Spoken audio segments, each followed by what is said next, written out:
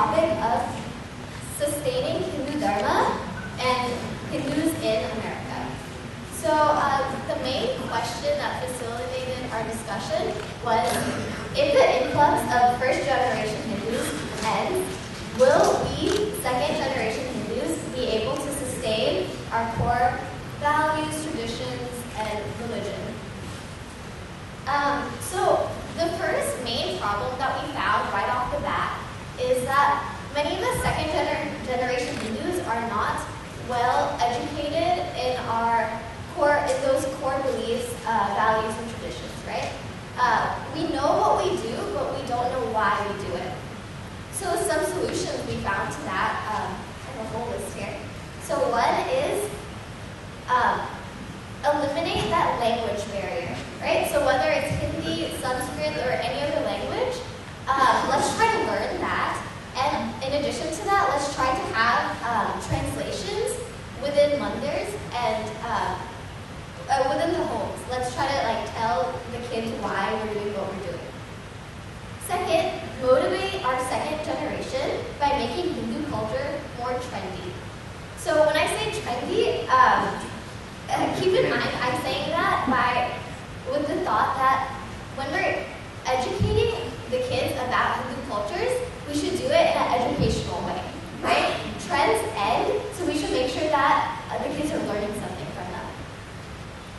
So back to what I was saying earlier, we should teach the kids meaning and reason behind why we do what we do, right? So a good example that was mentioned in the discussion was in the temple where the diya is placed, we should just have a simple sign saying what this is and why we do diya to the gods in front of us, right?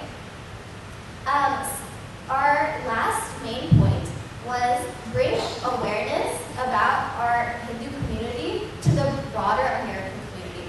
So some way that we could do this in our high schools is have maybe a culture showcase, right? A cultural dance or culture day where all the high schoolers come dressed up in their traditional clothing, and we all come in a group and we come to school and just wear our clothing for the entire day.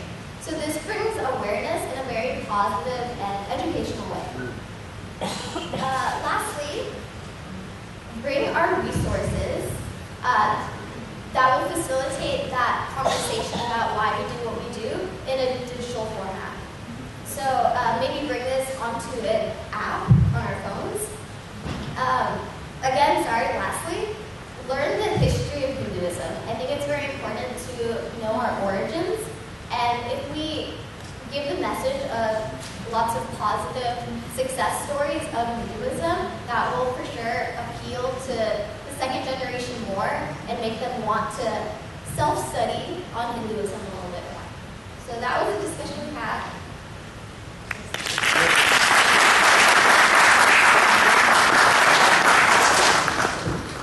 Next we will have Rohit Ji come talk about the Seva track.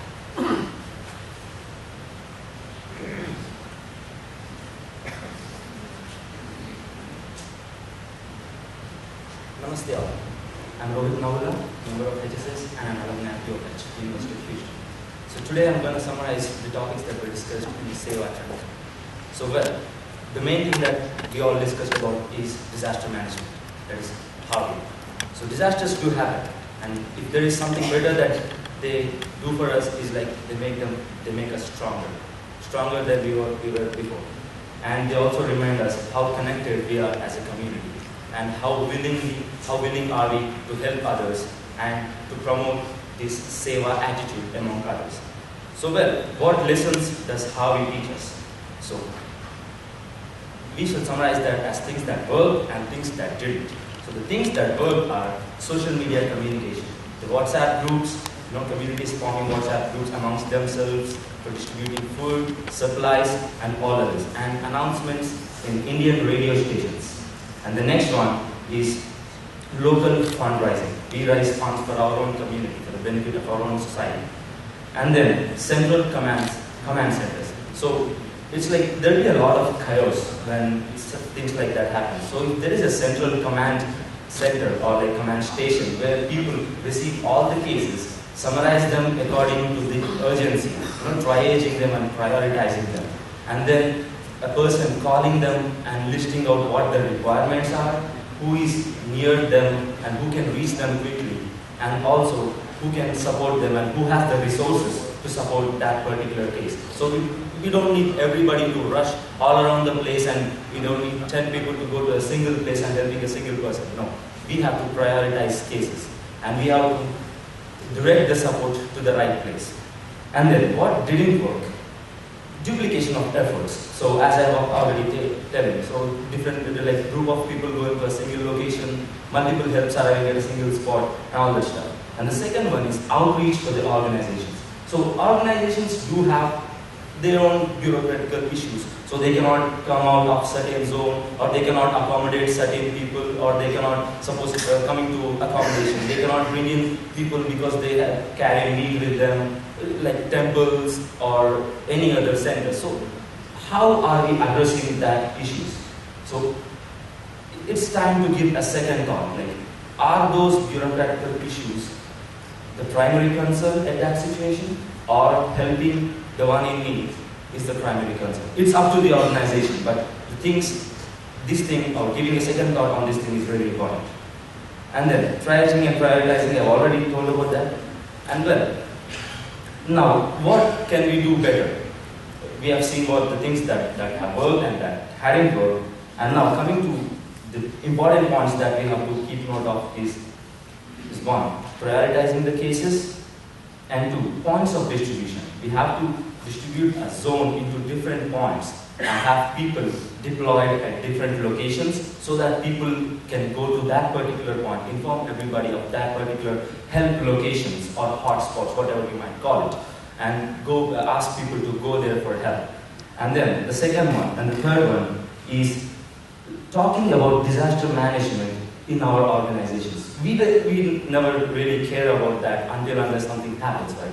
So we are all busy of discussing all the other issues in our organizations, but then it's also important to prepare our organization people to address disasters. So we have to have dedicated time and people to create awareness and to train people in disaster management. Coming down to training people, there is this program from National Disaster Management, and there was a training session.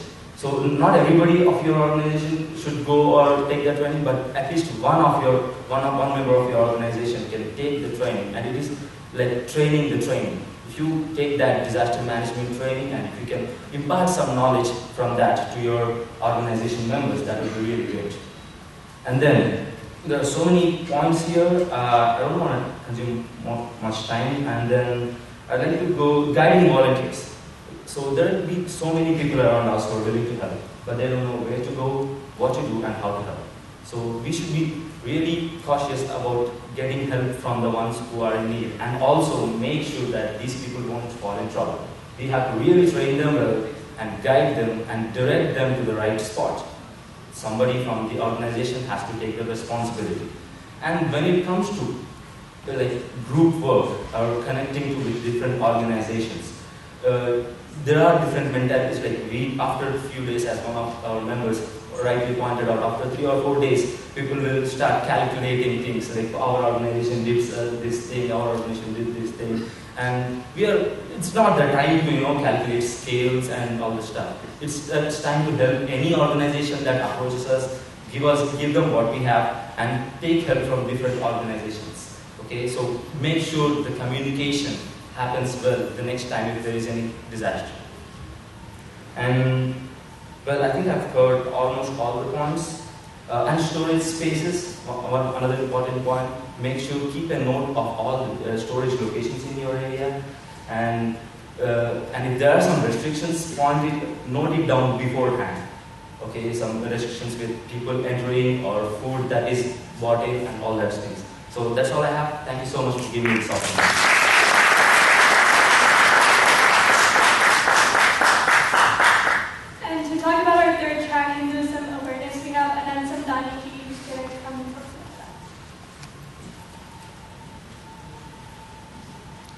Namaste. We had a very good and interesting discussion in our track. Our topic was Hindu awareness in mainstream society. So So the topic was focused on how do we create awareness about Hindu Dharma and positive contributions of Hindu Dharma in the American mainstream society. So going beyond the zones of Hinduism or our own people. And we had very prominent panelists. Our discussion was panel based. We had Harish Jajuji, Swapan Dhairewanji and Kumar Seshatriji as the prominent panelists guiding us on those topics.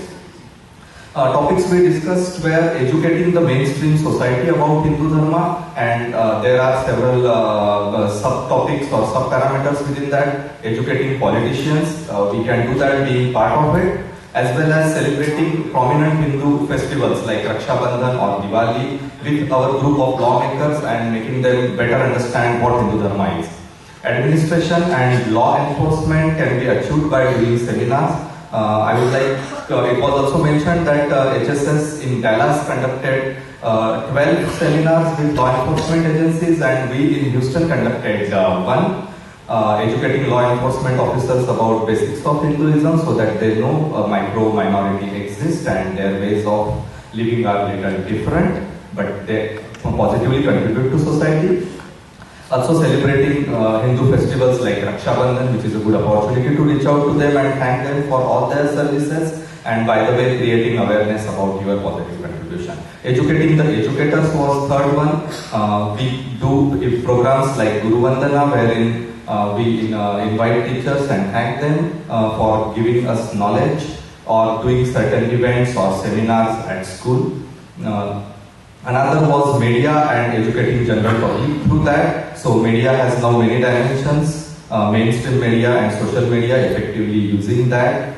And then public programs like International Day of Yoga that Indian community is leading, or Surya Namaskar Yajna that HSS does. So yoga is a big contribution of Hindu Dharma to mainstream society, and we can bring about those aspects.